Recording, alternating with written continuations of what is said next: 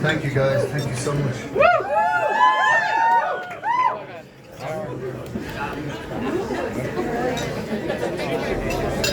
Spirit Store, man. You know, this gig, I don't know what it is. It's kind of like it's the I guess it's the living room of Dundalk. So there's a kind of you definitely have the feeling when you go to some venues that, you know, you're in the town and you're meeting the town, but in Dundalk you're in their living room. Like it's you've come to their house. The Spirit Store is Dundalk's house, and so you're like, they're all like, oh yeah, those are yeah. Good on, Nels. It doesn't have the trauma of Derry. Derry is just traumatized. I don't even think they're at the gig. But that's okay to say. I find the Dutch are a bit like that. They're a bit kind of. No. It's just when you play. I love playing Holland, but there's definitely a thing of like everyone goes to Holland because I guess you pay well, so bands go. And which is part of what we're talking about tonight is that the reason, and I'm sure you all know this, but just let it be said that the reason bands are touring more than ever is because they don't make money on music anymore because the streaming platforms are going to kill that.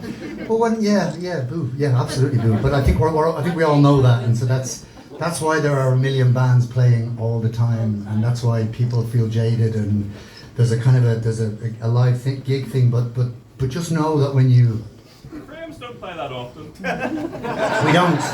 But individually, I think you'll find we all do. If you look into it. We're a busy bunch. But you're right, we don't play enough. But just if you, so there's a I don't know if you're aware, but. And it's a no bad reflection on more the kind of artier theatre venues. But like if somebody wants to put on a theatre play, generally speaking, they'll apply for funding and the government will give them money and they'll put on their play. And if for some reason they lose the passion in the middle of the making of the play, they're still getting paid. The government has given them an amount of money and they go and they make their piece of work. And that's great. It's great that artists can have a wage, and it's great that the government have had various schemes about giving artists money to live on and stuff, and it's kind of a random, it's a bit of a lottery. Rock and roll is a little bit different. When I say rock and roll, I mean everything from someone with a guitar to a band, whatever it is, or with DJ, but just rock and roll is just a different thing. It doesn't get the same breaks, if you like.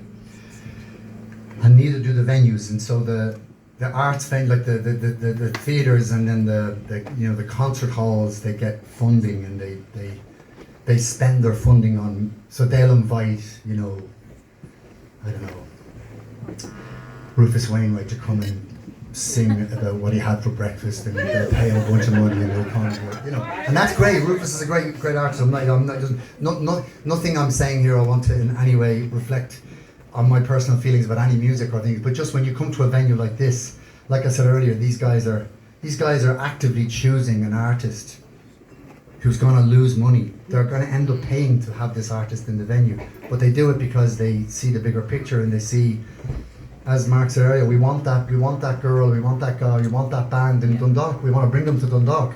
Doesn't matter, we're going to lose money. It's important that we have them, that they come here, and that we are part of their story. And that's about as kind of DIY as it gets. It's about as punk rock as it gets. It's a great thing. Metal, exactly, heavy metal. It's heavy metal. It's beautiful. It's a wonderful thing. I remember when the Frames were making. We made Fitzcarraldo, our second record in a studio in Dublin. Everybody was working for free. The Frames, we used to like, we'd get our dole, because we were all in the dole back then, we could be, and we would just put all of our dole into rehearsals. So we just paid for the rehearsal room for a week, so everyone was broke. Do you remember what was the cafe on Middle Abbey Street? Cafe Ritz. We'd go in there and your man was, what was his name? His lovely man. He would spot us lunch, and we'd pay him back at the end of the weekend. And there was a great kind of sense of, putting all your money into what you do. we used to pay ourselves 20 quid when we played the RDS. We played the RDS with Christy Moore. It was at this Varna festival. With all of us got paid 20 quid each. We paid ourselves 20 quid each because every bit of money we ever made got put back into the band, buying new gear, buying equipment, trying to set up tours and all of this stuff. So it's a funny, strange thing when someone has success after 20 years of fighting for their music. They have a bit of success and people go, oh, you've made a bit of money. You're like, I've made the back wages for the 20 years. It's like the fucking dollar going, yeah, we have a bit of arrears money for you. It's a funny one. It's a funny kind of survivor guilt, and it's a funny success guilt that you go through. But actually, you've made less. So someone actually did work. What's that Steve Albini article where he works out that most bands would have made more working at McDonald's when you actually add it all up through their whole career. They have a little moment where they have success and they get a bit of bread and they're all delighted. But actually, when you divvy it up, it's minimum wage or below. Which is fine, it's great, and fucking when it comes, it's the best. When there's money in your pocket, you feel like a king. But when you have nothing in your pocket, you also feel like a king, and that's why venues like this are so important. Is that you can feel proud and play for the audience. Derek was telling me he'll put on. Would you say a few words, Mark, about this? Just because I wanted to ask you about the about.